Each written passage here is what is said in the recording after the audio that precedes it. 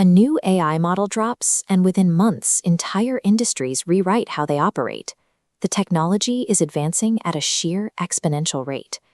This creates a specific paradox. Our legal systems are built for stability, often taking years to draft and pass legislation. It is nearly impossible to write a static, permanent law for a system that acquires new capabilities every few weeks. Because no central authority currently operates at the velocity of software development, a massive regulatory vacuum has opened up across the globe. That friction between fast tech and slow consensus creates risk.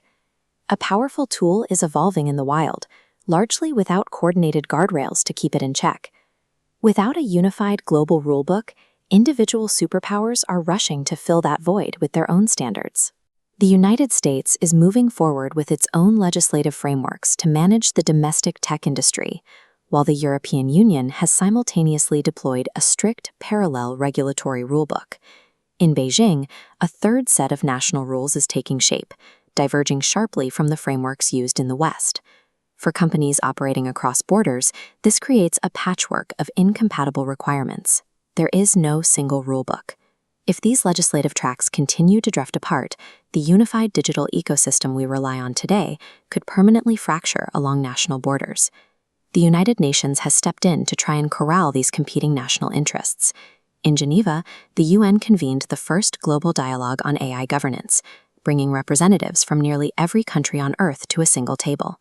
Governments were joined by tech companies, researchers, and civil society groups to discuss a coordinated path forward. During the session, an independent international scientific panel presented its early assessment of genuine AI safety risks. UN leadership followed up with a public warning. The future of this technology cannot be built without coordinated international oversight. Getting this diverse group of global stakeholders to officially acknowledge that AI risks are a shared, borderless threat marked the first real milestone of the summit. The agenda focused on 3 technical priorities, starting with international cooperation on baseline safety standards. Second is technical interoperability, ensuring different countries' AI systems can function together across borders. Third is building AI capacity in developing nations, so whole regions aren't left behind. These priorities are urgent, but international consensus is inherently slow. No binding treaty came out of this 2-day session, and the next round of talks is delayed until next year in New York. This delay illustrates the pacing paradox. It takes years for diplomats to negotiate what software engineers can build in a matter of weeks. This brings us back to the original question: how do you govern a technology that changes faster than laws are written? The shift in Geneva suggests that instead of relying on rigid, permanent laws, policymakers are beginning to move toward a more adaptive framework of shared global norms. This process will likely take decades. The Geneva Dialogue wasn't a final solution, but the starting gun for defining those long-term norms. While those global norms take shape, businesses are operating in a split-screen reality. They are waiting for a slow-moving UN framework on one side, while navigating immediate national laws on the other.